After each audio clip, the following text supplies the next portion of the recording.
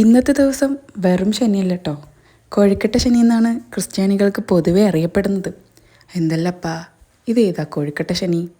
കോഴിക്കട്ട ശനി എന്ന് പറയുന്നത് ഈശോ ലാസറിനെ ഉയർത്തിയതിന് ശേഷം ലാസറിൻ്റെ ഭവനത്തിൽ ഈശോ പ്രവേശിച്ചപ്പോൾ ലാസറിൻ്റെ സഹോദരിമാരായ മാർത്തയും മറിയവും ഈശോയ്ക്കായി ധൃതി കൂട്ടി ഒരു വിരുന്ന് തയ്യാറാക്കി.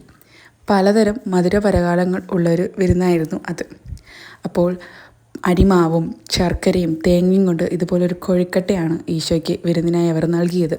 അപ്പോൾ അതിൻ്റെ ഓർമ്മ പുതുക്കലിനായി എല്ലാ വർഷവും പെസഹയ്ക്ക് 6 ദിവസം മുമ്പും ഓശാനയ്ക്ക് 1 ദിവസം മുമ്പും നമ്മൾ ഇങ്ങനെ കൊഴുക്കട്ട വീട്ടിലുണ്ടാക്കി അതിൻ്റെ ഓർമ്മ പുതുക്കലിനായി ഉണ്ടാക്കി കഴിക്കാറുണ്ട്. മിക്ക ക്രിസ്ത്യാനികളുടെ വീട്ടിലും ഇത് ഉണ്ടാക്കാറുണ്ട്. ഞങ്ങളുടെ വീട്ടിൽ എല്ലാ വർഷവും മുടങ്ങാതെ ഇത് ഉണ്ടാക്കാറുണ്ട്. അപ്പോൾ നിങ്ങളുടെ വീട്ടിൽ ഇത് ഉണ്ടാക്കുകയോ ഇല്ല എന്നത് കമൻറ്റ് ചെയ്യുക. ഈ ഒരു വിശുദ്ധ വാരം സ്നേഹത്തിലും ക്ഷമയിലും എല്ലാവരോടും എല്ലാ കാര്യങ്ങളും സഹിച്ചും ക്ഷമിച്ചും പോകാൻ നമുക്ക് ഓരോരുത്തർക്കും പറ്റട്ടെ.